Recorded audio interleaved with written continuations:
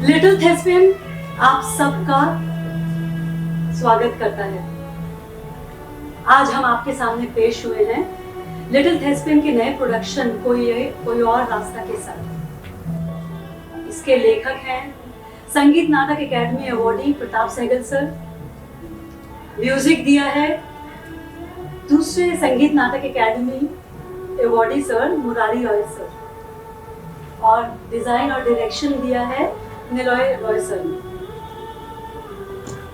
आप लोग सबसे गुजारिश है कि मोबाइल फोन अपने या तो वाइब्रेशन पे या फिर साइलेंट मोड पे कर दे प्लीज, कोई डिस्टर्बेंस नहीं हो इसलिए। तो लीजिए आप सबके सामने पेश है लिटिल थेस्पियन का नया नाटक कोई और रास्ता। वापस गुजारिश करती हूँ कि मोबाइल फोन्स को या तो आप ऑफ कर दें या फिर साइलेंट मोड पे कर दें। Thank you.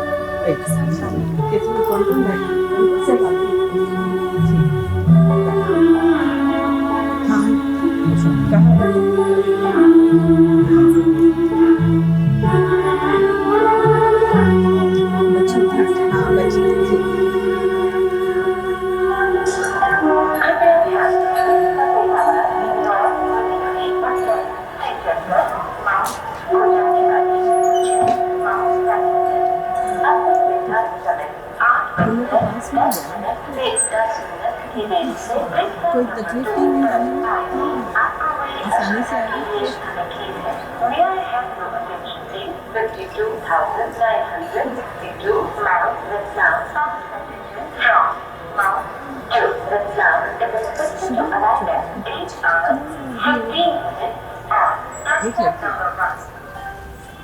मुझे नहीं बनना सीता, ना सावित्री, ना कुछ। और गांधारी तो हमारे समाज के साथ किया गया एक बहुत बड़ा क्षय है, पर द्रौपदी वो भी क्यों? मुझे हिंदू ही बने रहने दीजिए ना, अपनी पहचान और अपनी एकता के साथ खड़ी हिंदू। मुझे उनकी बात समझ में नहीं आती और उन्हें मेरी।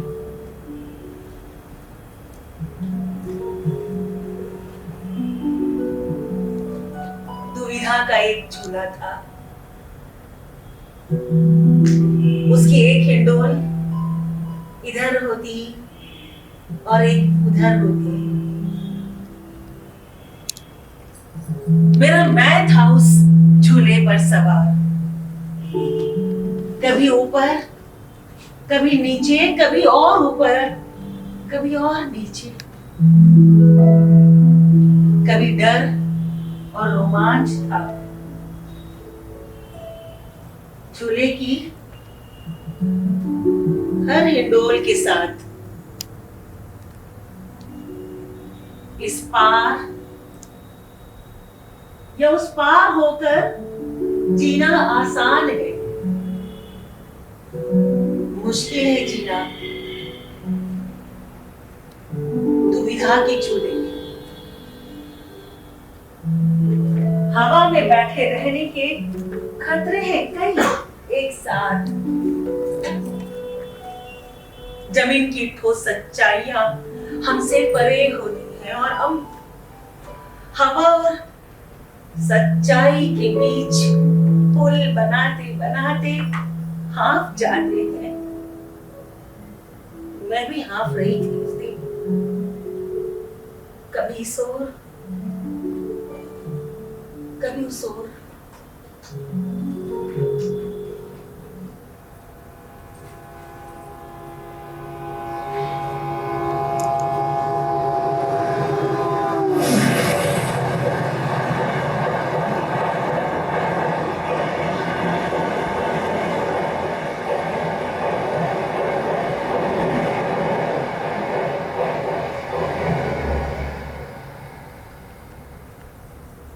मेरा ये हाथ ना उस दिन कुछ देर के लिए रुका जब मेरे छोटे भाई इंदर ने मेरे हाथ तलाक की डिग्री थमा दी।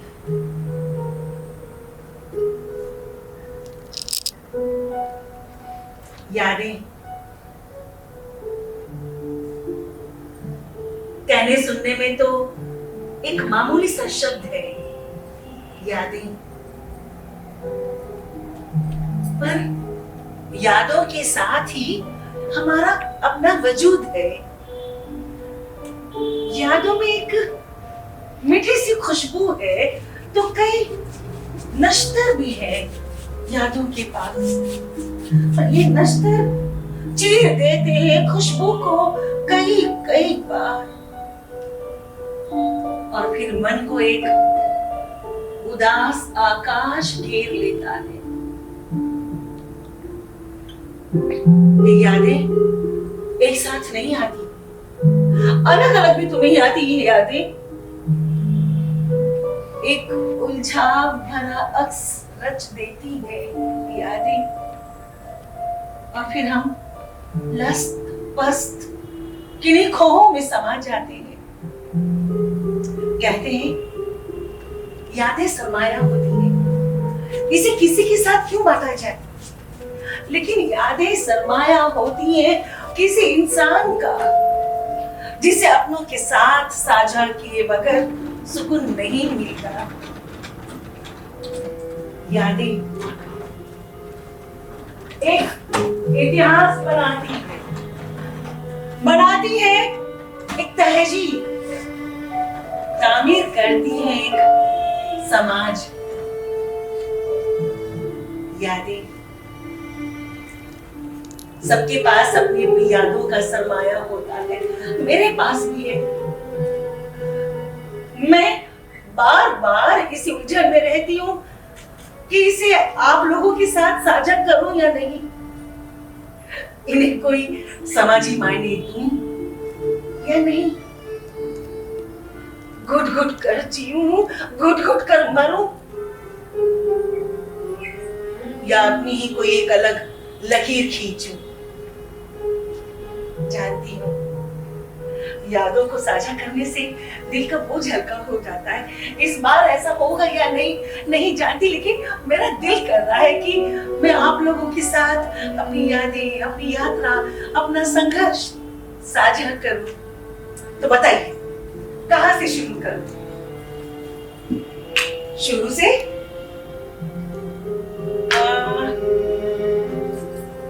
या 20 से या 8 से? अमित कुछ होता है क्या? जिंदगी का सफर तब तक चालू रहता है जब तक कि सांसें बंद नहीं हो जाती। तो चलिए मैं वहां से शुरू करती हूँ जब मैं बहुत बड़ी फैक्ट्री के दफ्तर में काम करती थी। अभी तो मेरी उम्र कुछ ज्यादा हो चली है, मांसपेशियां भी ढलने लगी है।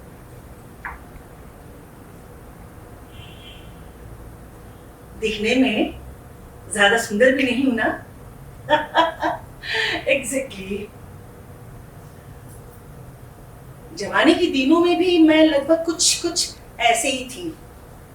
बहुत बदसूरत नहीं थी, लेकिन इतनी खूबसूरत भी नहीं थी कि लड़कों की लाइन लग जाती मेरे पीछे।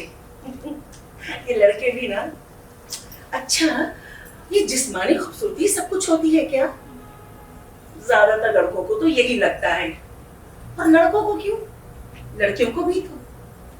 वैसे मैं मानती हूँ कि जवानी की अपनी एक अलग खूबसूरती होती है, उसमें एक अलग ही लावण्य होता है। तो ये लावण्य तो मेरे पास था, ठीक ठाक तालीम भी थी। मेरे पास एक और खास चीज थी, वो थी मेरी आवाज। इंटरव्यू लेने वाला शायद पार्टी था। पहले प्रश्न का जवाब देते उसने मुझसे पूछा, क्या रेडियो में काम करती हो? नहीं सर। क्यों, क्या हुआ? कुछ नहीं, बस आवाज। उसने 2-4 प्रश्न और पूछे। मेरी आवाज उसके दिल में घर कर गई थी और मैं चुन ली गई। घर में सब खुश थे। अगले ही दिन मुझे फैक्ट्री के फ्रंट डेस्क में रिसेप्शन काउंटर पर बैठा दिया गया। घर में सब बहुत खुश थे। हम मिडिल क्लास के लोग, नौकरी का मतलब होता है जश्न, तो हमारे घर भी एक छोटा सा जश्न था।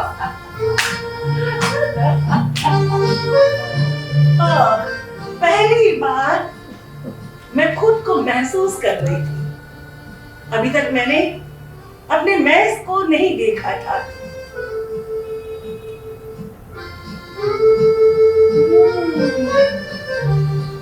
अब मेरे मैं का विस्तार हो रहा था।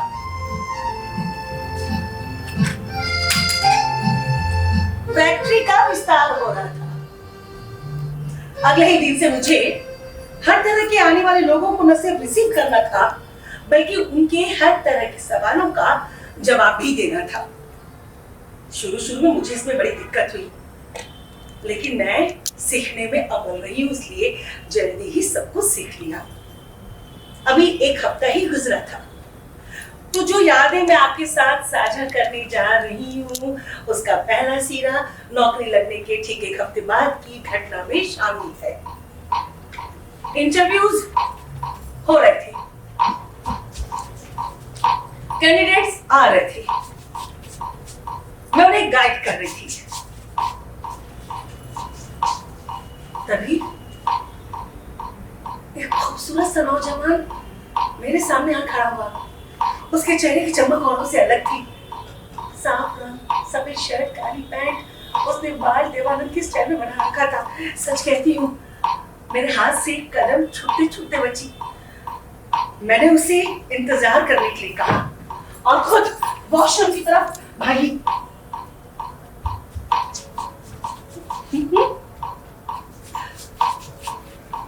खुद को थोड़ा कंट्रोल किया और फिर उसके बाद अपनी सहेली वीणा को फोन लगाया। कुछ देर इधर उधर की बातें की। कितनी हास्यास्पद बात है ना। अभी थोड़ी देर पहले मैं जिस्मानी खूबसूरती का मजाक उड़ा रही थी और दूसरे पल उस लड़के की खूबसूरती पर फिदा हो गई। ये मन भी ना, मन क्या होता है ये सोचते हुए मैं अपने डेस्क पर लौटा और अपने काम में लग गई। वो लड़का जिसने अपना नाम गौतम बताया था, इंटरव्यू के लिए अंदर जा चुका था। मेरा बस चलता तो मैं वहीं रिसेप्शन काउंटर पर उसे अपॉइंटमेंट लेटर पकड़ा देती।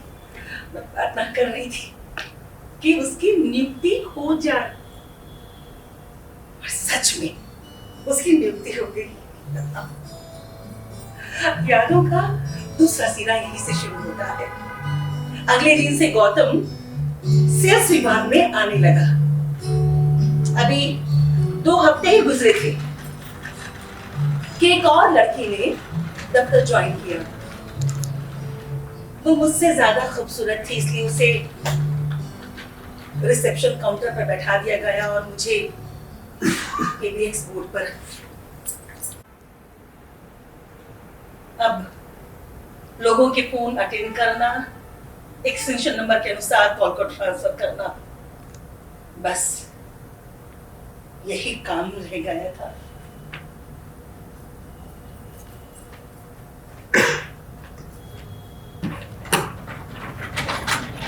अब मेरा चेहरा सामने नहीं था, मेरी आवाज ही मेरा चेहरा थी। लोगों के बहुत कॉल आते थे, लेकिन गौतम का कोई कॉल नहीं आता था। मैं परेशान थी, मैं उसके बारे में ज्यादा से ज्यादा जानना चाहती थी। जब मुझे गौतम नजर आता तो मैं उसे देखती रह जाती। एक बार वो मुझे बाजार में दिखा।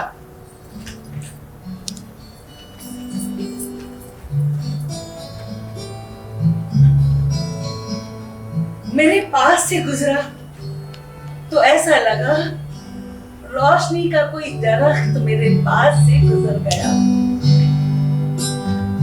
वो अपने ख्यालों में गुम था और मैं उस रोशनी में नहा रही थी।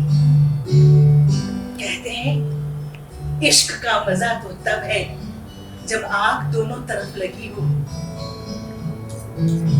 इधर तो आग लगी थी, मगर उधर आग तो क्या, धुआं भी नहीं था, अंधेरे का सैलाब था। मैंने गौतम के बारे में जल्दी सब कुछ पता कर लिया। वो हमारे कॉलोनी के पास वाले कॉलोनी में रहता था। मजदूरों की कॉलोनी थी। फैक्ट्री में काम करने वाले मजदूरों को वहां पर मकान दिए गए थे। मकान छोटे मगर साफ सुथरे थे। मैं जल्द से जल्द गौतम के साथ बात शुरू करना चाहती थी, मगर वो कमबख्त मेरी तरफ देखता ही नहीं था। पेवेक्स में काम करने का एक फायदा था, सारे लोगों के फोन मेरे पास से होकर गुजरते थे, इसलिए सबकी कुछ न कुछ जानकारी मुझे थी। गौतम के फोन बहुत कम आते थे और जो आते थे उससे उसके बारे में कुछ पता नहीं चलता था। एक दिन उसके एक दोस्त का फोन आया। हेलो, गौतम से? आप कौन? एक मिनट। मैंने जानबूझकर गलत एक्सटेंशन नंबर मिला दिया। कुछ देर घंटी जाती रही, फिर मैंने उससे कहा, मिस्टर नवीन, शायद गौतम अपने डेस्क पर नहीं है, इधर उधर किसी काम से गए होंगे। अगर आप मुझे मैसेज देना चाहें तो दे सकते हैं। मैं इंदु। जी, हाँ, शाम 5 बजे कॉलेज? और नहीं, नो नो नो, नहीं, बस ऐसे। सॉरी, जी, sure. Thank you so much. Yes, sure, I will, thank you. Phone रखने से पहले उसने मेरी आवाज की तारीफ करते हुए कहा कि मेरी आवाज में जादू है। तो महाशय जी इवनिंग कॉलेज में पढ़ते हैं। अब मुझे बातचीत का सीरा मिल गया था। मैंने गौतम को कुछ देर के बाद नवीन के फोन के बारे में जब बताया तो उसने नवीन को फोन मिलाने का आग्रह किया। मैंने फोन मिला दिया, दोनों की बातें ओवरहियर की। गौतम ने नवीन से कहा, अरे यार, ये लड़की तो मेरे पीछे पड़ी है। नहीं, मुझे बिल्कुल बुरा नहीं लगा। सच कहती हूँ तो मैंने सोचा कि हमसे बेहतर तो जिक्र हमारा कि हम उनकी महफिल में तो हैं। अब मुझे समझ में आ गया था कि गौतम के दिल में भी मेरे लिए कुछ कुछ है। बस वही मर्दों वाला फसाद बना के रखना चाहता है। अब मेरी हिम्मत बढ़ गई। मैंने गौतम का ध्यान पहले से अधिक रखना शुरू कर दिया।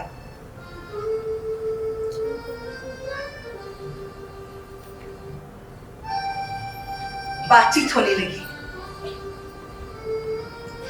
बातचीत का सिलसिला मुलाकातों में बढ़ने लगा। लगने लगा जैसे दिल की धड़कन कुछ ज्यादा ही तेज चल रही है। नजदीकियां और नजदीकियों में बदल गई। लेकिन कहते हैं ना, too much familiarity breeds contempt. तो बस वही हुआ।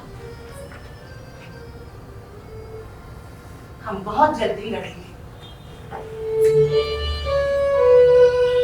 अब लड़ने का कारण मत पूछिएगा। जवान लड़के लड़कियां किस बात पे लड़ लेते हैं क्या पता। लेकिन शादी की बात शुरू होने से पहले ही खत्म हो गई।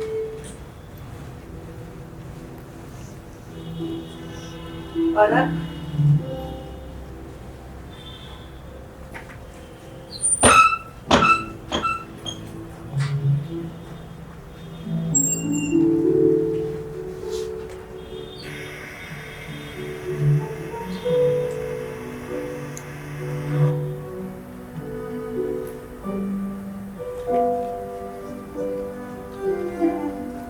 चंद मुलाकातें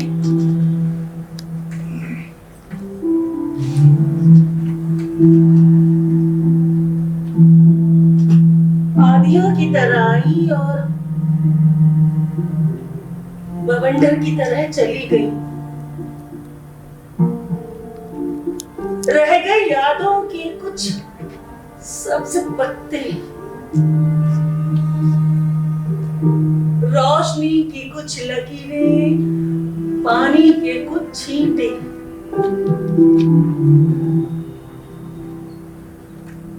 सूखते हुए एहसास गिरने लगे मेरे आस पास, और मैं बिन पानी की मछली सी सांसों की तलाश करते हुए हाँफने लगी।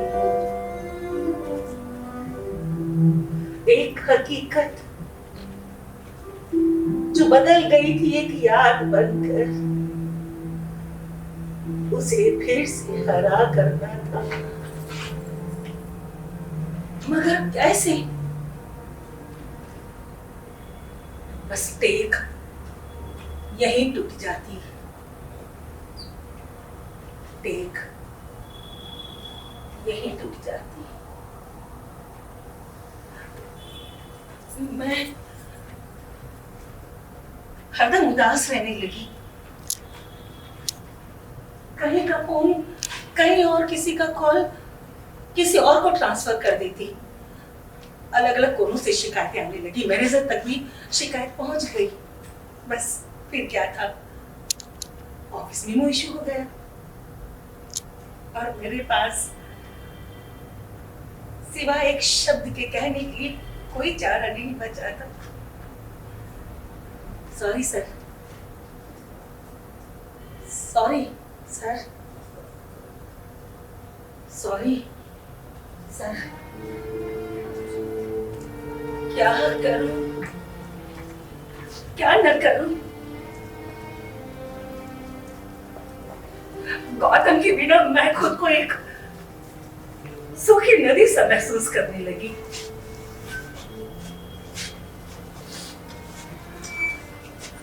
एक सूखी नदी, नाम तो होता है ना उस नदी का, लेकिन पानी नहीं होता।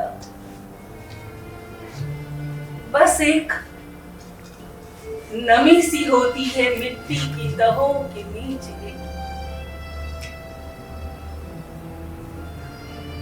मन की परतें भीगी थी,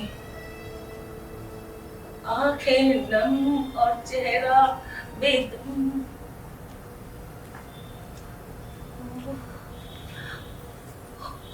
ये मुझे क्या हो गया है? मैं ऐसी तो नहीं थी। मेरे अंदर जो बेचैनी थी वो मैं किसी के साथ साझा करना चाहती थी। मेरी सहेली भी ना दूसरे शहर गई थी। घर में माँ और छोटा भाई इंदर था। इंदर से ये सारी बातें नहीं कर सकती थी। माँ ने संभाला, माँ ने समझाया, माँ ने बार बार समझाया, इंदु तू समझती क्यों नहीं? जो लड़का शादी से पहले तेरी परवाह नहीं करता वो शादी के बाद भी नहीं करेगा। तू पढ़ी लिखी है, समझदार है, तेरे सामने भी कई रास्ते खुले हैं, अच्छे खानदान से है। अरे पैसा नहीं है तो क्या हुआ, वो कौन सा करोड़पति है और उसका घर देखा है? 8 छोटे भाई बहन, कैसे संभालेगी तू सबको? माँ समझा रही थी और मेरे मन में गौतम की छवियां तैर रही थी। माँ कह रही थी और मैं शेर पढ़ रही थी, ये इश्क नहीं आसान, इतना समझ लीजिए, एक आग का दरिया है और डूब के जाना है। माँ समझा रही थी। मैं मीरा के पद पढ़ रही थी, माँ समझा रही थी और मैं सूफी कवियों की बातें दोहरा रही थी। कभी जायसी की पद्मावती का ख्याल आता तो कभी बुल्ले शाह के मुर्शिद का। क्या मैं इश्क मजाजी से इश्क हकीकी का सफर तय कर रही? ओह, क्यों पढ़ी मैंने ये चंद किताबें? माँ के पास अनुभवों को खजाना था, मेरे पास मेरे जज्बात। माँ के अनुभव मेरे काम नहीं आ रहे थे। मैं जाने क्या क्या सोचते सोचते सो जाती। सपनों में गौतम, हकीकत में गौतम। ये मेरे दिमाग का खलल है या कुछ और?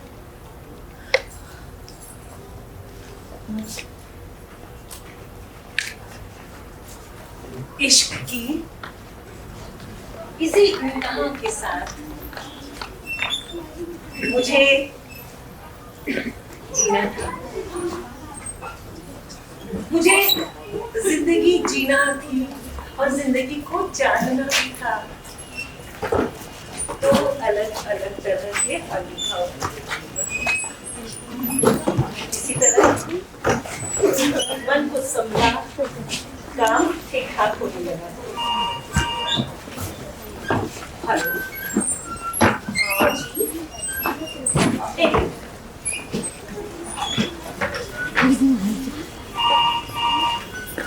हेलो, एक्सेप्शन नंबर बताइए।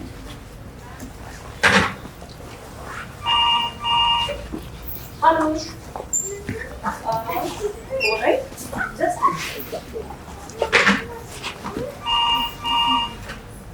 हेलो, एक मिनट।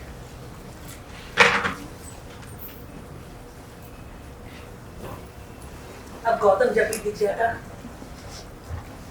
तो वो मेरी तरफ नहीं देखता। मैं नहीं जानती थी कि उसके मन में क्या चल रहा है, लेकिन मैंने भी तय कर लिया था कि दुनियावी नजरिए से अगर शादी जरूरी है तो मैं सिर्फ गौतम से शादी करूंगी, किसी और से नहीं। हेलो, और नवीन, एक मिनट।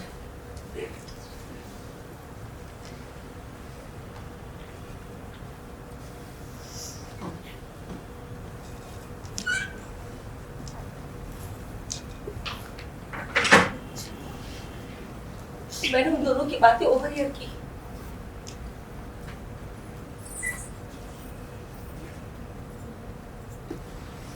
न गौतम ने मेरे बारे में कुछ पूछा और नहीं नवीन ने।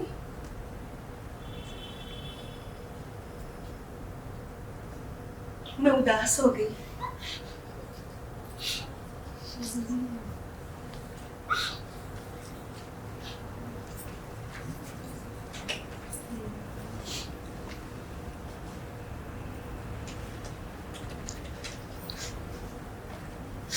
हेलो नवीन, हाय, कैसे हो? बस यूं ही मिलने का मन हो रहा था। क्या मिल सकते हो? यहाँ दफ्तर में आ जाओ। ठीक, जब भी तुम्हें फुर्सत मिले। Okay, bye.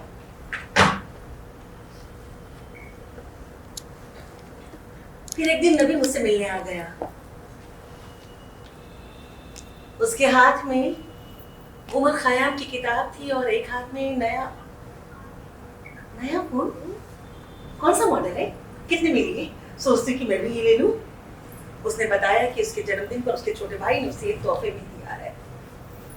खैर, हम पीबीएक्स रूम में बैठे थे, लेकिन पीबीएक्स रूम में बाहर किसी व्यक्ति को ले जाने की सख्त मनाही थी। लेकिन मैं तकलीफ में थी। तकलीफ ये है कि गौतम आके मुझसे क्यों रूठा है। माना कि हम बहुत जल्दी लड़ लिए थे, लेकिन नवीन मेरे सामने जिम्मेदारियों का बोझ था। फिर भी मैं तो सब कुछ करने के लिए तैयार थी। तो ऐसा क्या हो गया? क्या मेरे प्यार में कोई कमी? नवीन, या फिर शरीर वो सुंदर और मैं सुंदरता की सीमा से कोसों दूर, इनकम्पेटिबिलिटी की गंध। नबी ने मुझसे कहा कि तुम समझदार हो, गौतम से ज्यादा इंटेलिजेंट हो, अच्छी अंग्रेजी बोल लेती हो। फिर उसने कहा कि तुमने गौतम से उसके घर वालों के बारे में जो कुछ भी कहा है उसे शक है कि तुम अपना वादा पूरा कर दोगे। उसके बाद उसने कहा कि शायद गौतम को मुझसे इनफीरियरिटी कॉम्प्लेक्स हो गया है, इसलिए उसे तुम भूल जाओ, अपना कोई रास्ता ढूंढो। नहीं नहीं नहीं, ये नहीं हो सकता। एक बार जिसे पसंद कर लिया तो मतलब कर लिया। देखो ना नबी, उसके जिक्र मात्र से मुझ में कैसा रोमांच भर जाता है। नबी सुनो ना, कुछ करो ना, कुछ ऐसा करो कि हमारी मुलाकात हो जाए, हमारी बात हो जाए। नबी, अगर मैं तुम्हारी छोटी बहन होती तो तुम ऐसा नहीं। उसने कहा अपनी माँ, अपनी बहन, अपनी बेटी बस अपनी होती है, शेष स्त्री और पुरुष। मेरे पास कहने के लिए और कुछ नहीं था, मैं बस मेरी जाना चाहती थी। अच्छा ठीक है बहन, नहीं दोस्त समझ कर प्लीज कुछ तो ऐसा करो कि हमारी बार मुलाकात हो जाए, बात हो जाए। नहीं प्लीज कुछ तो ऐसा करो कि हमारे बीच आई दरार भर जाए। उसने कहा दरार अगर भर भी गई तो क्या, भरने का निशान तो रह जाएगा। रहीमन धागा प्रेम का, मत तोड़ी चटकाए, टूटे से न जुड़े, जुड़े गांठ पड़ी जाए।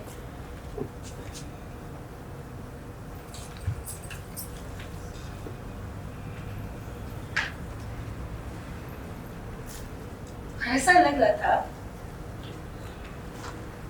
जैसे वो गौतम की तरफ से मुझे को समझाने की कोशिश कर रहा है कि बस बहुत हुआ, अपना अलग अलग रास्ता चुनो। नहीं, ये नहीं हो सकता। मैंने तय कर लिया, या तो गौतम या फिर कोई नहीं।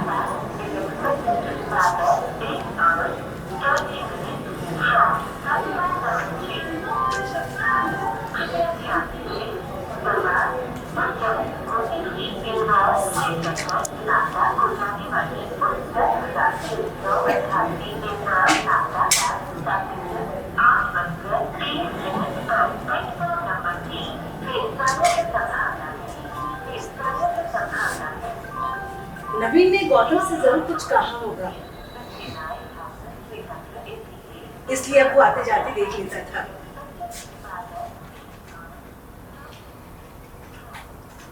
दफ्तर में तरह तरह की बातें होने लगी। हम मिडिल क्लास के लोग, हम अपने घर की खबर नहीं रखते, लेकिन पड़ोसी में कौन आ रहा जा रहा है उसकी ठीक खबर रखते। मोहल्ले में आने जाने वाले लोगों की गिनती रखते। ये मिडिल क्लास भी एक अलग ही शय है। Lower middle class, middle class, upper middle class, जहनियत सबकी एक सी है। तो ये मिडिल क्लास हमारे दफ्तर में भी मौजूद था। किसी ने मैनेजर के कान भर दिए, एक बार फिर ऑफिस में मुंह शुरू हो गया और एक बार फिर मेरे पास सॉरी कहने के अलावा कोई चारा नहीं बचा। मैंने नवीन से दफ्तर आने की मना कर दिया था। जैसे तैसे नौकरी बची है।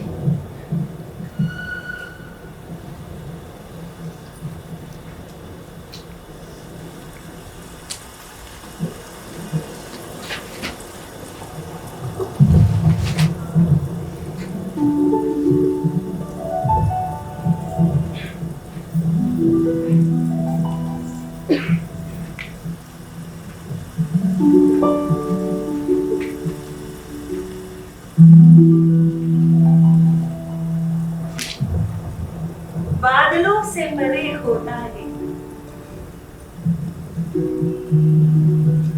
एक साफ सुथरा नीला आसमां, जहां कुछ तारे छिटके दिखाई देते हैं, कुछ आकाश गंगाएं और एक अदद चांद।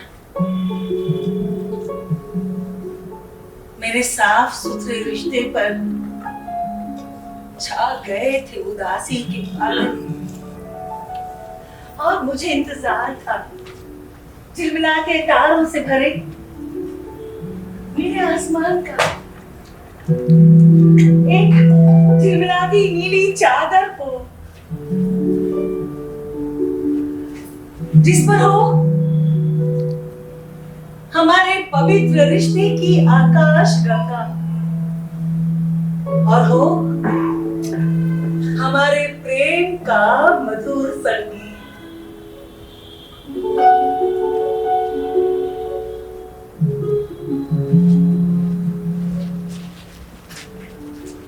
क्या ये संभव है? टूटा हुआ रिश्ता बिना गांठ के जुड़ सकता है?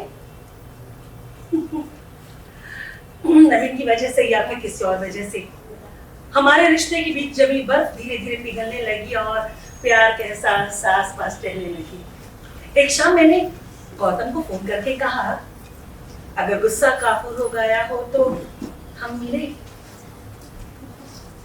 उस शाम हमने खूब बातें हुई, शिकवे शिकायतें हुई, घर परिवार की बातें हुई, जिम्मेदारियों की बातें हुई, आज छोटे छोटे भाई बहनों की बातचीत हुई। मैं डर गई थी, मैं किसी भी हाल में गौतम को नहीं खोना चाहती थी। माँ ने एक बार फिर कहा, देख ऐसा रिश्ता दूर तक नहीं चलता। मैं तुझे जानती हूँ, मैंने गौतम को भी देखा है, मेरे बाल धूप में सफेद नहीं हुए हैं। अरे तजुर्बा नाम की भी कोई चीज होती है। मुझे माँ की बात एकदम समझ में नहीं आ रही थी। मैं उनकी हर बात को काट दे रही थी।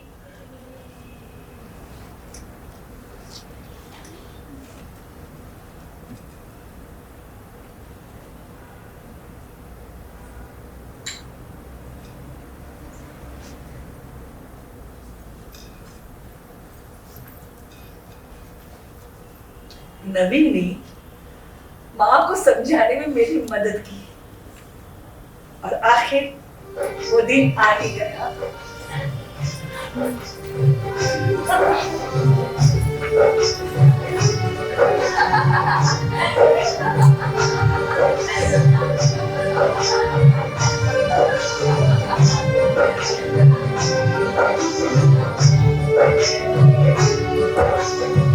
शरूर के गीत बजने लगे, ढोलक की थाप पर पेट में तराने हवा में तैरने लगे। मेहंदी रची, हल्दी चढ़ी और वो सब कुछ हुआ जो एक आम हिंदुस्तानी शादी में होता है। छोटा भाई इंदर सारे काम कर रहा था, लेकिन नवीन ने शादी की सारी जिम्मेदारी अपने कंधों पे ले रखी थी। उसे देखकर उस पर बड़ा प्यार आ रहा था। मैंने सोचा जल्दी ही इसके लिए भी लड़की तलाश करूंगी।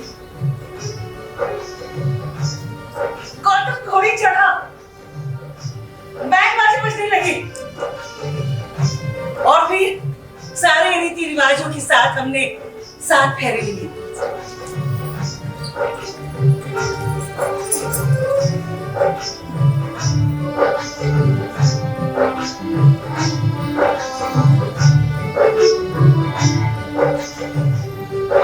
उन्होंने ग्रस्त जीवन में प्रवेश किया।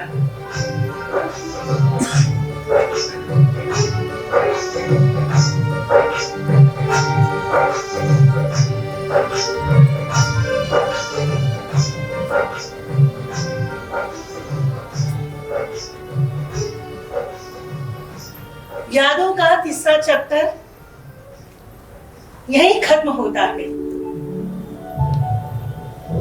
और शुरू होता है अगला चैप्टर।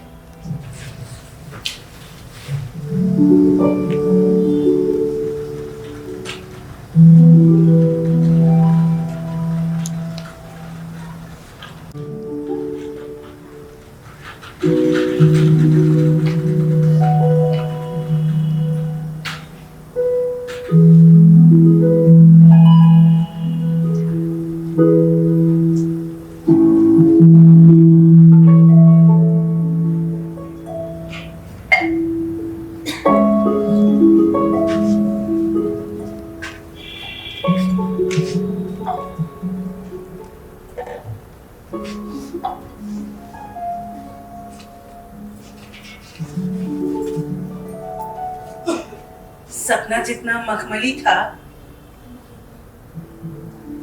हकीकत उतना ही खुरदुरा और बदरंग। जिस घर मैंने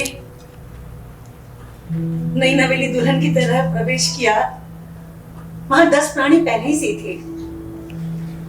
मजदूरों की कॉलोनी, एक कमरा, एक किचन और बाहर एक छोटा सा आंगन।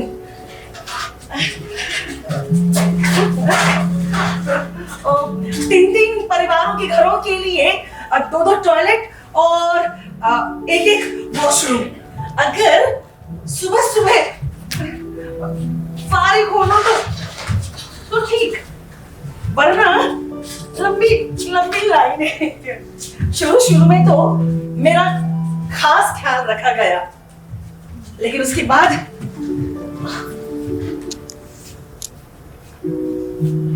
सब एक समान।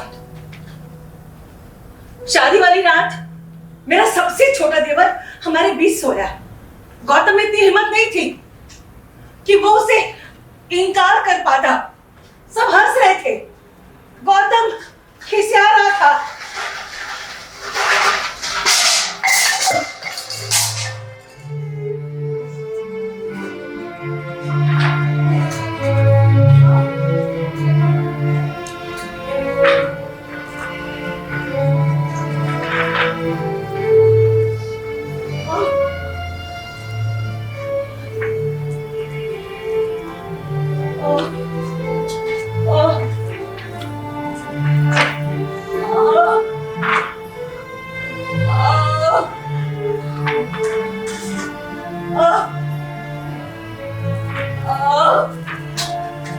शादी के बाद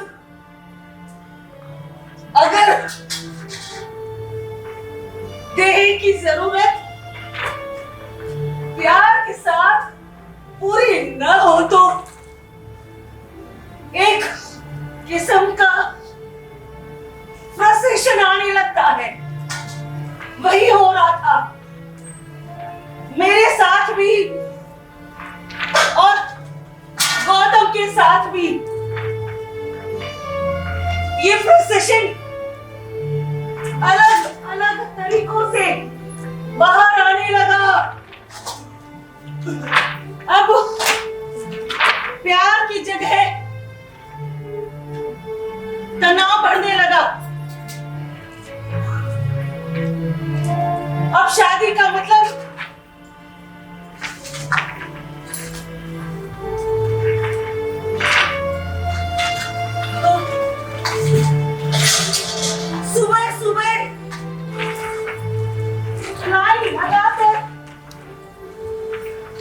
फारिग होना था। सुबह नाश्ता बनाना, बच्चों को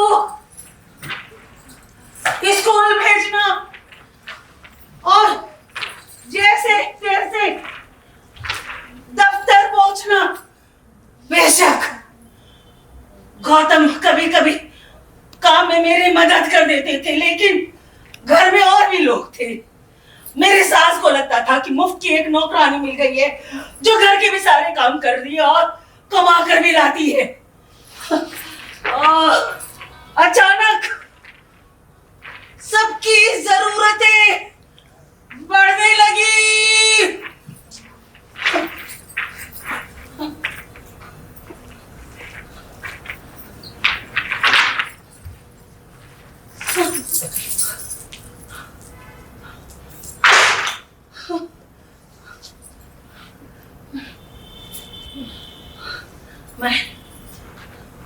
मैं ये सब कुछ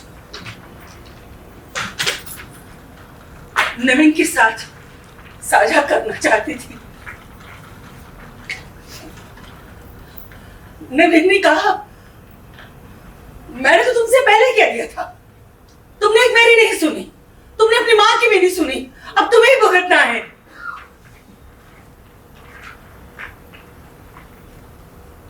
भुगतना? भुगतना? ये भुगतना शब्द मुझे बहुत चुभा। क्या शादी का मतलब भुगतना होता है?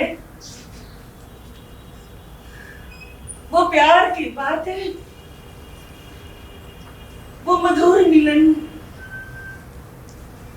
वो प्यार का नशा, सब उठने लगा। मैंने किसी तरह खुद को संभाला और एक दिन बीमार पड़ गई। इलाज के लिए सरकारी डिस्पेंसरी की लाइन में। मुझे ये सब मंजूर नहीं था। मैंने एक प्राइवेट डॉक्टर से अपना इलाज करवाया, बस यही बात। घर में सबको नागा गुजरी, बार बार में झाड़ होने लगे, तनाव बढ़ने लगा। कहते हैं कि जब हद से ज्यादा बढ़ जाता है तो दवा बन जाती है, लेकिन नहीं, दर्द बढ़ने लगा, झगड़ा बढ़ने लगा।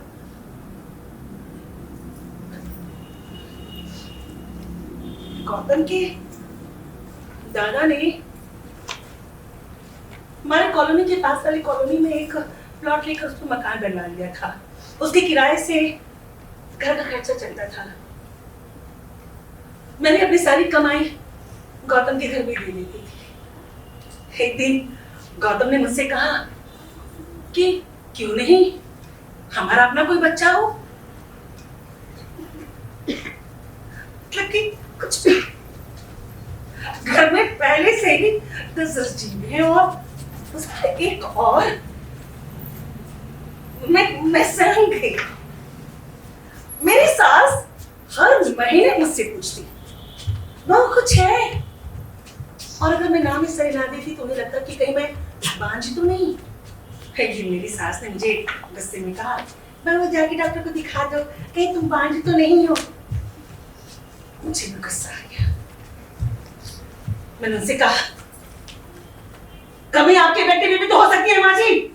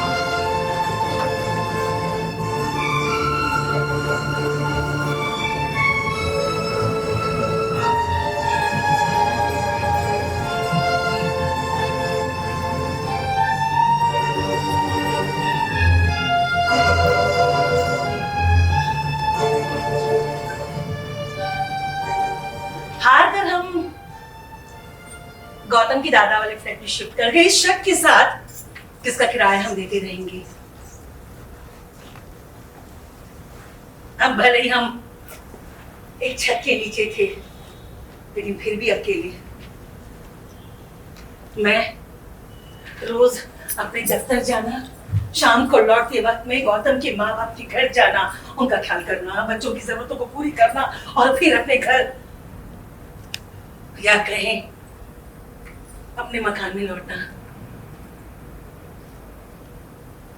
हमारे बीच खामोशी बढ़ती जा रही थी। गौतम को लगा कि मेरे कारण वो अपने घर वालों से अलग हो गया है। बस बहुत तो काम की बातें, साथ रहकर अकेले रहने का दर्द।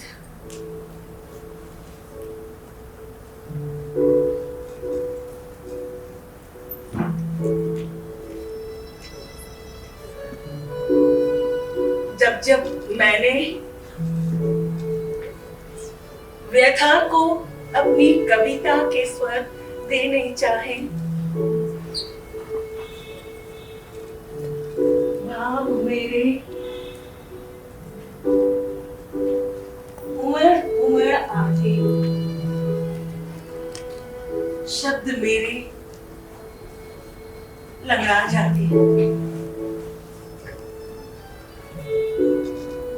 ज्वाला सी लहरा कर उठते, अतीत के कुछ शब्द कमारे मैं ढूंढा करती उपवन में, लुप्त नदी के लघु कगारे, कुछ बूंदे शीतलता की जब देते ठंडी आते, उसी समय स्वर पीड़ा के उभर उभर आते, शब्द मेरे लगा जाते, शब्द मेरे लगा जाते।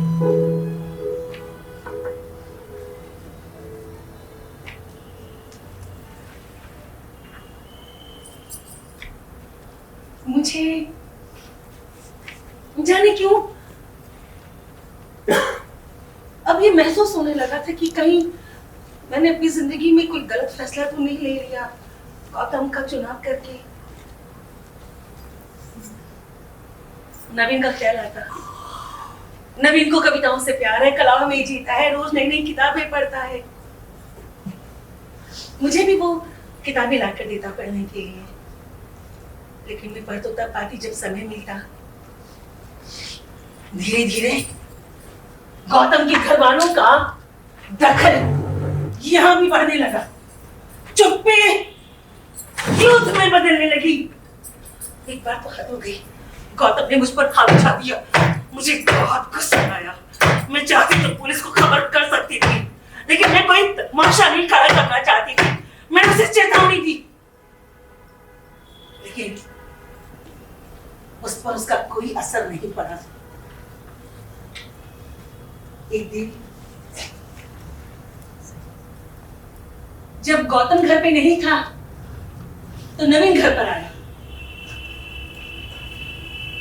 उसके हाथ में एक नए मॉडल का फोन था। मैंने उससे कहा, आजकल तो फोन बड़ी आम बात हो गई है, मुझे भी एक लाके दे दो ना। उसने मुझे एक नया फोन लाकर दे दिया। Thank you. मेरे हाथ में नया फोन देखकर गौतम ने मुझे गुस्से में देखा। मैंने उससे कहा, इसमें नाराज होने की क्या बात है, तुम ले लो ये फोन।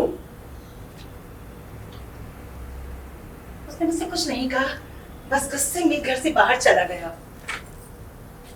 मैं समझ नहीं पाई, क्या मैंने सच में कोई गुनाह कर दिया क्या? मतलब कि मुझे इतना भी हक नहीं है कि मैं अपने छोटे छोटे शौक पूरे कर सकूं?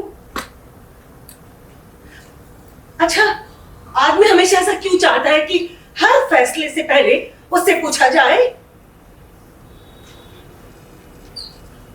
मैंने अपनी माँ को भी फोन लाकर दे दिया और कभी माँ से तो कभी नवीन से बातें करके अपना खाली वक्त काटने लगी।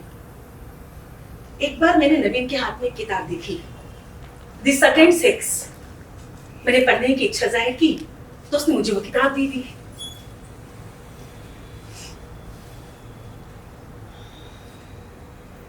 मेरे हाथ में किताब देखकर गौतम का पारा 7वें आसमान पर। उसने कहा, तो अब तुम इस तरह की किताब पढ़ोगी? मैंने उससे कहा, तुम्हें पता भी है इसमें लिखा क्या है? उसने मेरी बात का जवाब नहीं दिया, बस उतना कहा, नवीन आखिर तुम्हारा लगता क्या है? भाई लगता है मेरा। उसने भाई शब्द को इतनी घृणा के साथ कहा कि मेरे अंदर झुरझुरी सी पैदा हो गई। मैंने नवीन को सारी बात बताई तो अगले दिन नवीन गौतम के साथ आया, अपने साथ एक राखी लेकर आया था। उसने कहा, मैं जानता हूं कि आज रक्षाबंधन नहीं है, लेकिन किसी भी रिश्ते में बंधने के लिए किसी खास मौके का क्यों इंतजार किया जाए। मैंने गौतम की तरफ देखा, वो खामोश खड़ा था। उसकी खामोशी को मैंने स्वीकृति का लक्षण मान लिया और नवीन को मैंने राखी बांध दी। अब हमारे पवित्र रिश्ते पर रीति रिवाज की मोहर लग गई थी। नवीन अब भाई की तरह घर आने लगा। क्यों गौतम का शक दूर नहीं हुआ था अभी? मैं बड़ी दुविधा में थी। मैंने गौतम से सिर्फ प्यार ही नहीं किया था, बल्कि उसकी पूजा भी की थी, और अब उसका विद्रूप चेहरा मेरे सामने आ रहा था। क्या गौतम की जिंदगी में कोई और लड़की आ गई है? क्या मैं उसके मन से उतर गई हूं? एक कॉम्प्लेक्स मुझमें पहले से था सुंदरता का। क्या गौतम अपने लिए किसी सुंदर लड़की को पसंद कर रहा है? क्या गौतम मुझे अपनी जिंदगी से बाहर कर देगा? मेरे सामने सिर्फ सवाल ही सवाल थे, जवाब कुछ नहीं था। सोचते सोचते जब जहन थक जाता तो मैं सो जाती। पढ़ने में दिल नहीं लगता था, लेकिन मैंने किसी तरह खुद को पढ़ने की तरफ धकेला और द सेकंड सेक्स किताब पढ़ने लगी। जैसे जैसे किताब पढ़ती गई, लेखक सिमोन दे बोआर की मुरीद होती चली गई। मेरी बनी बनाई मान्यताएं टूटने लगी। जो बात समझ में नहीं आती वो मैं नवीन से पूछ लेती। मैंने गौतम को भी ये किताब पढ़ने के लिए कहा, लेकिन गौतम और किताब। सच बताती हूँ कि इस किताब को पढ़ने के बाद मेरे सोच के कई नए नए दरवाजे खुले, दिमाग की बंद खिड़कियां खुलने लगी। उसके बाद मैंने एलिजाबेथ डेविस गोल्ड की किताब द फर्स्ट सेक्स को पढ़ना शुरू किया। ये स्त्री स्वातंत्र्य का दूसरा दौर था। लेखिका ने लिखा कि विकास के क्रम में परिवार की मुखिया पहले स्त्रियां हुआ करती थी, लेकिन जब धीरे धीरे पुरुषों को स्त्रियों का वर्चस्व पसंद नहीं आने लगा तो धीरे धीरे परिवार में पुरुषों का वर्चस्व बढ़ने लगा और फिर परिवार पुरुषों के नाम से जाना जाने लगा। शारीरिक सबलता का ये एक संस्कृति विहीन निदान था, जिसके नीचे स्त्रियां गिरती चली गई और अब सुरक्षा और शोषण साथ साथ जीने लगे।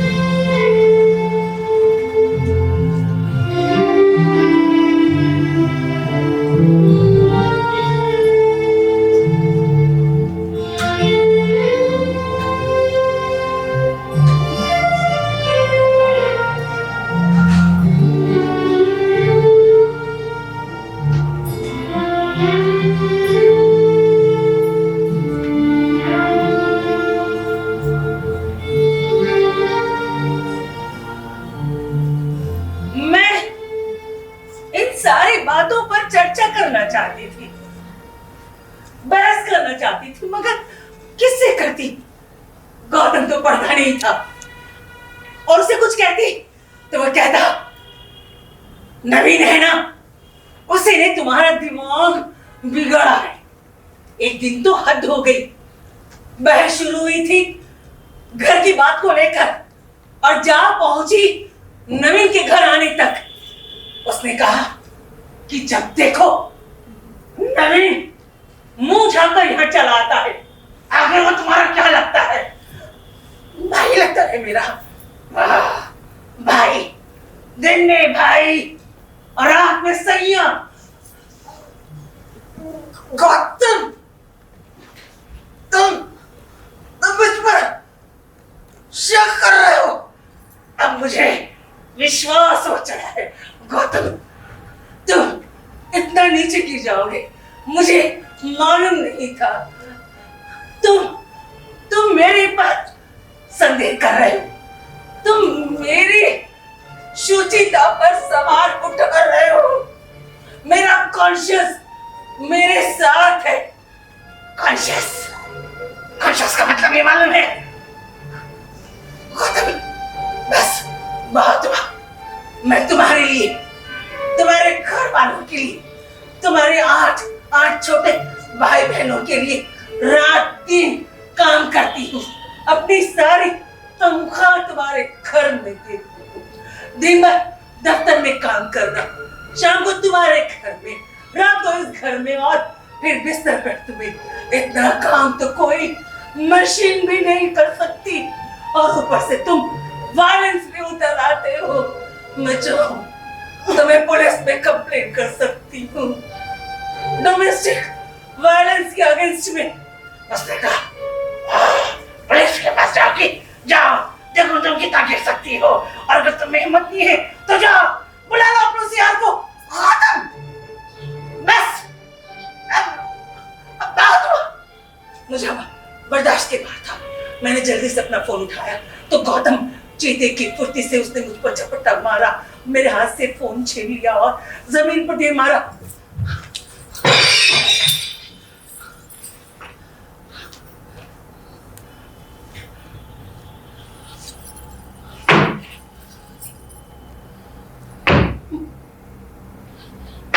फोन छटना चुप गया। मैं डर गई। मुझे लगा कि कहीं रात में गौतम मेरा कत्ल नहीं कर दे।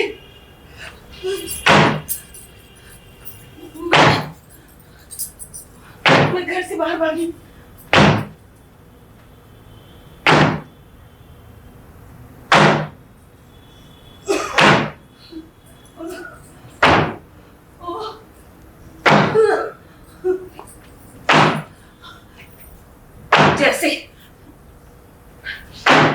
जैसे तैसे मैं अपनी सहेली वीणा के घर पहुंची। वीणा, वीणा, वीणा,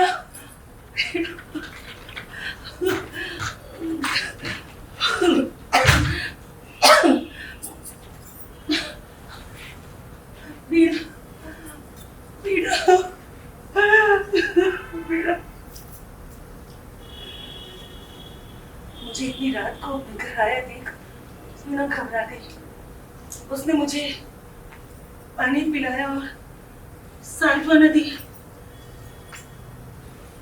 मैंने विस्तार से उसे सारी बातें बताई। फिर वो चाय लेने के लिए चली गई।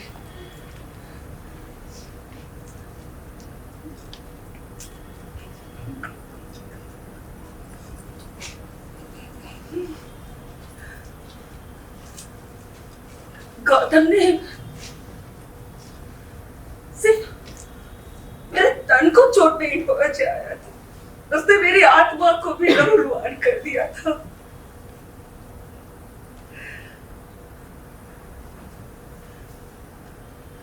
मुझे नवीन की बड़ी याद आ रही थी।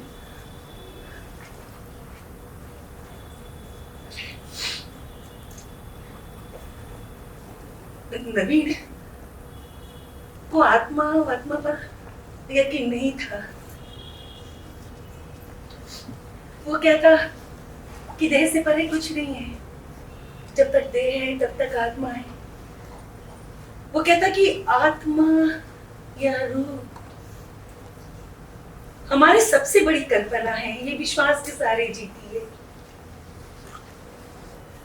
जब मैं पूछती और चेतना, तो वो कहता देह से परे कुछ नहीं। तो देह से परे क्या है? देह से परे बड़ी बड़ी कल्पनाएं हैं, यथार्थ से हम अभी बहुत दूर हैं। वो कहता कि जब तक इंसान है चेतना रहती है, जब इंसान नहीं रहता तो चेतना समाज में जीती है, जिसे हम सामूहिक चेतना कहते हैं। समाज में यही चेतना का विकसित रूप होता है और यही विकसित रूप नए बच्चों को मिलता है समाज से। मीरा, चाय लेकर आ गई।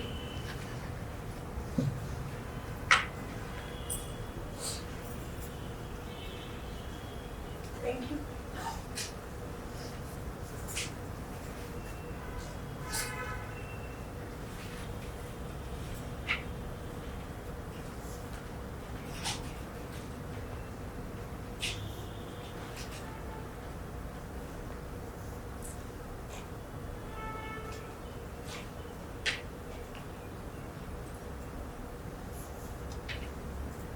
हमें बहुत देर तक बात चलती रही। बात करते करते मीरा सो गई, लेकिन मेरी आंखों में नींद कहाँ।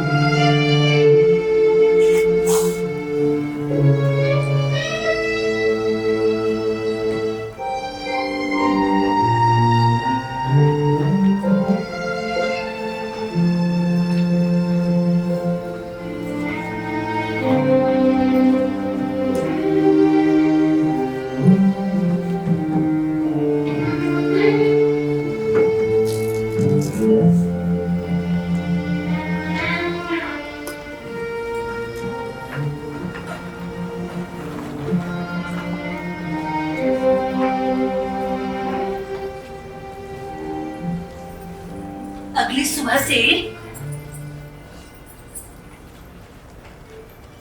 मेरा नया जीवन शुरू होने वाला था। माँ, इंदर, वीणा और नवीन, सबका यही कहना था कि ऐसे आदमी के साथ रहने का कोई औचित्य नहीं जो आधी रात को अपनी बीवी को घर से बाहर जाने दे दे। माँ जल्दबाजी में कोई फैसला नहीं करना चाहती थी। अभी मेरी उम्र ही क्या थी, तलाक एक रास्ता हो सकता था और दूसरी बार शादी भी। माँ चाहती थी कि मैं दूसरी शादी कर लूं ताकि वो चैन से मर सके। सबके अपने अपने तर्क थे। मैं निरुत्तर हो जाती, लेकिन दिल के हाथों मजबूर थी। कोई सीता की मिसाल देता तो कोई सावित्री की, अनुसुईया की, गांधारी की। कोई कहता द्रौपदी स्त्री चेतना का प्रतीक है। अरे भाई, नहीं बनना मुझे सीता, न सावित्री न अनुसुईया। और गांधारी तो हमारे समाज के साथ किया गया एक बहुत बड़ा छल है। और द्रौपदी वो भी क्यों? मुझे हिंदू ही बने रहने दीजिए ना। अपनी पहचान और अपनीयता के साथ खड़ी हिंदू। मुझे उनकी बात समझ में नहीं आती और उन्हें मेरी। हम हवा और सच्चाई के बीच पुल बनाते बनाते हाफ जाते हैं। मैं भी हाफ गई थी उस दिन। कभी सो कभी सो।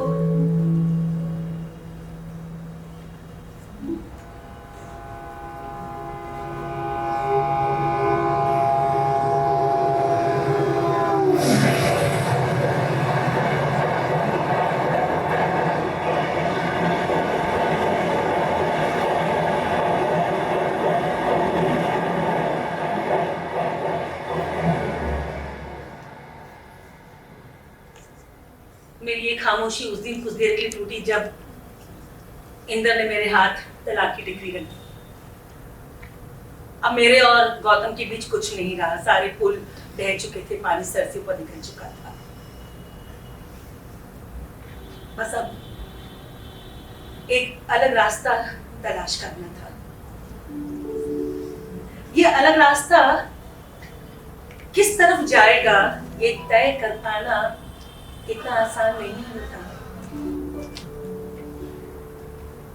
सुकून सी जिंदगी हर किसी के नसीब में नहीं होती। किसी एक को एक दोराहे से निकाल कर अगर दूसरे दोराहे पे लाकर खड़ा कर दिया जाए तो जो हाल उसका होगा वही हाल मेरा होगा।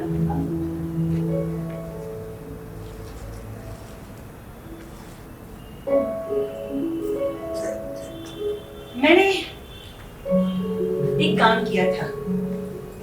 नौकरी के साथ साथ मैंने एक बच्चों के एनजीओ को ज्वाइन कर लिया था और इस तरह मेरी जिंदगी को कुछ मायने मिलने लगे। एक दिन मेरी माँ चिट्ठियों का कुछ पुलिंदा लिए मेरे सामने आ खड़ी। मैं अभी कुछ समझ पाती इतने में मैंने देखा वीणा भी चिट्ठियों का पुलिंदा लिए मेरे पास आ गई। वो चाहती थी कि मैं उसमें से एक लिफाफा उठाऊं, एक लड़का पसंद करूं और दूसरी बार शादी के लिए हाँ करूं। मजाक है क्या? वीणा फिर मेरे सुचिता का क्या? वीणा ने कहा, किस जमाने में हो तुम? हमारी ऐसी सोच की वजह से ही तो पुरुष हमारा नाजायज फायदा उठाते हैं। लेकिन वीणा, विवाह जन्म जन्म का बंधन होता है। उसने कहा नहीं, विवाह बंधन नहीं होता, ये एक सामाजिक समझौता है, गुलामी नहीं। मैं अभी कुछ और जवाब देती कि इतने में मैंने देखा नवीन भी चिट्ठियों का पुलिंदा लिए मेरे सामने आ खड़ा हुआ। अब मैं सब समझ गई थी।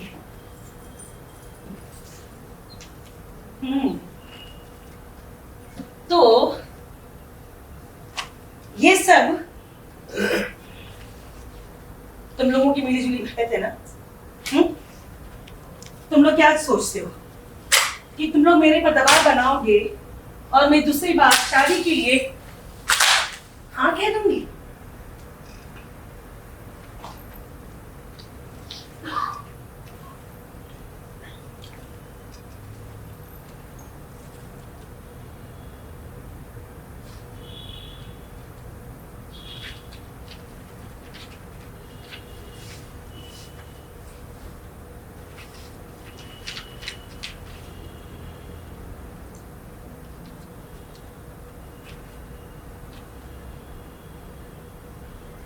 उन लोगों ने मुझे कमल से मिलवाया। यादों की बस्ती बड़ी विचित्र होती है। इसकी बदमाशियां कभी कभी इसकी नादानियां लगती है। मैं दुविधा के झूले में बार फिर सवार हो गई। वक्त गुजरता गया।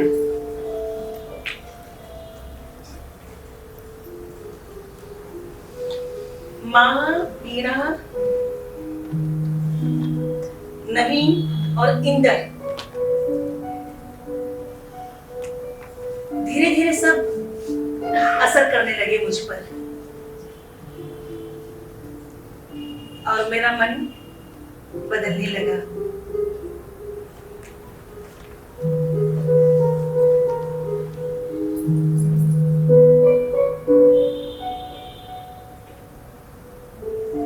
रात की तन्हाइयों ने एक बार फिर किसी का इंतजार शुरू कर दिया।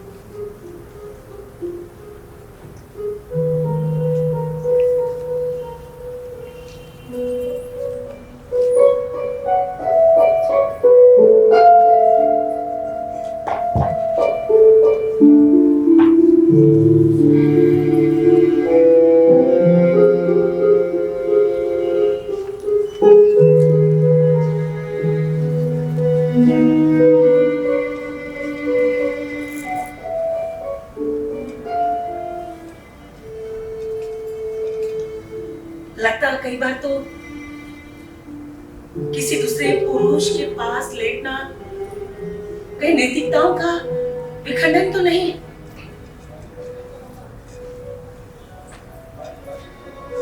ये सब पढ़ी हुई किताबों का नतीजा था। लेकिन मैं अपनी किताब खुद बनना चाहती थी, अपना रास्ता खुद तलाश करना चाहती थी।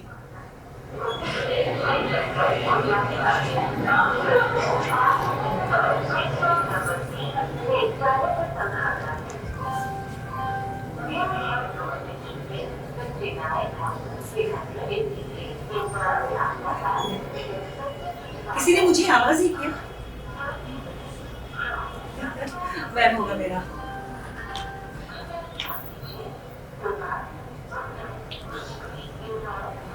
नहीं,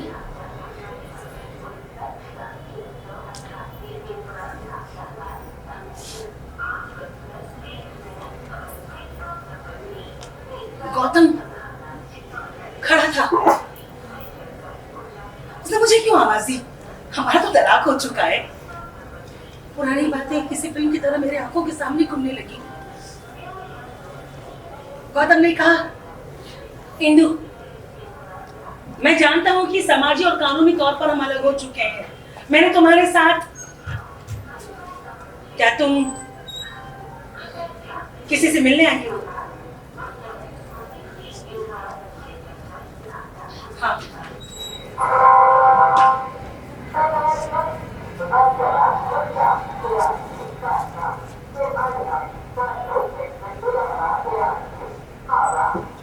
उसने फिर कहा, क्या तुम्हें इसी गाड़ी का इंतजार है? हाँ। उसने फिर कहा कि क्या हम एक एक कप कॉफी पिए? कैफेटेरिया चूंकि उसी प्लेटफॉर्म पर था, मैंने हाँ कह दी।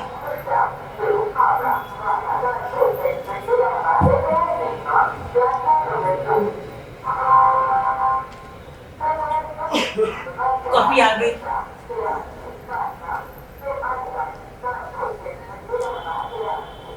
हम दोनों के बीच एक ठंडी खामोशी पसरी पड़ी थी। गर्म कॉफी और ठंडी खामोशी के बीच अतीत के चित्र तैरने लगे। मैं इन बेरंग चित्रों का क्या करूं? मैं मनी से बैठी रही। गौतम ने कॉफी पीते हुए माँ और इंदर के बारे में पूछा। फिर कहने लगा, इंदर मुझे माफ कर दो। जब से हम अलग हुए हैं मैं पछतावे की आग में जल रहा हूँ। मैं जानता हूँ कि मैंने तुम्हारे साथ बहुत बड़ा अत्याचार किया है, लेकिन क्या करूँ, हमारी परवरिश ऐसे परिवार में हुई है कि जहाँ यत्र नारस्ती पूजन से रमण के तत्र देवता तो सिखाया जाता है, लेकिन स्त्री को सम्मान कैसे किया जाना चाहिए ये नहीं सिखाया जाता।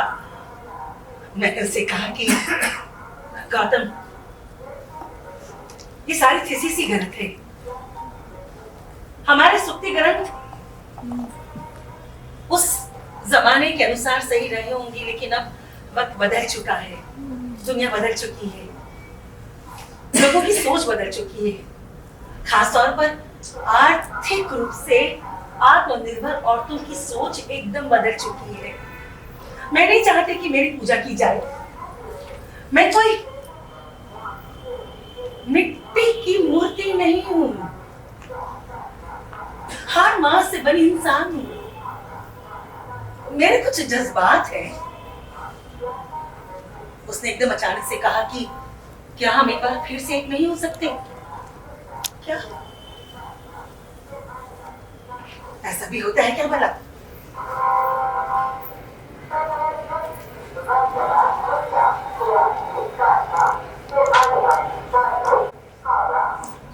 उसने कहा तुमने मेरे सवाल का जवाब नहीं दिया।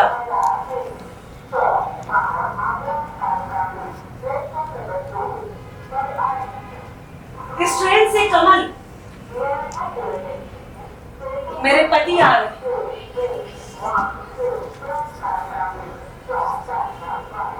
मैंने अपना रास्ता चुन लिया है। तुम भी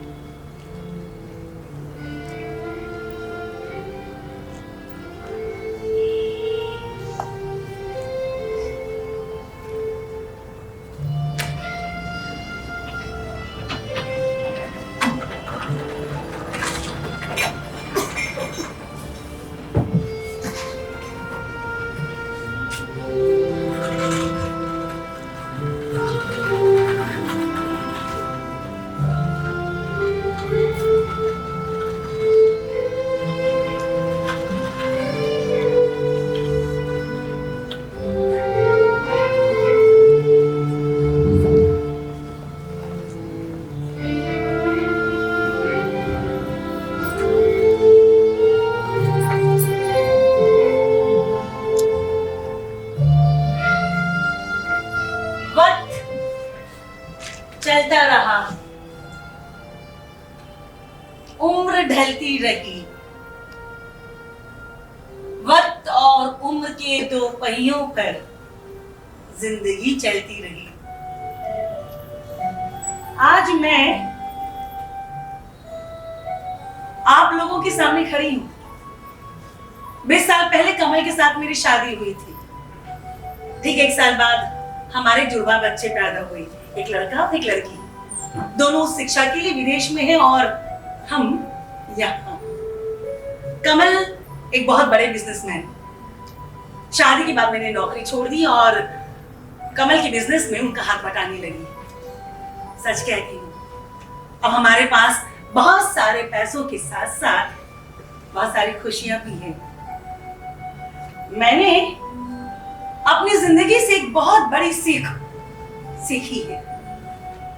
कोई और रास्ता तलाश करने से पहले उसे नकारना नहीं चाहिए।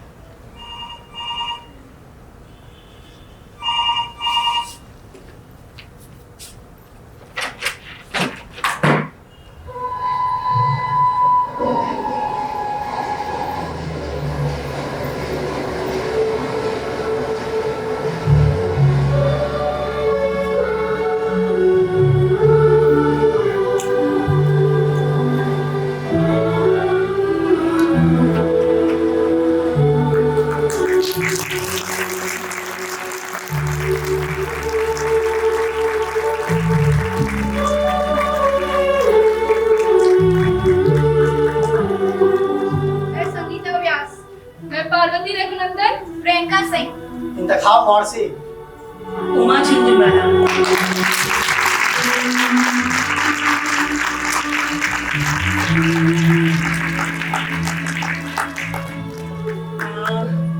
म्यूजिक पर बैठे हैं सब्यसाची और आसिफ।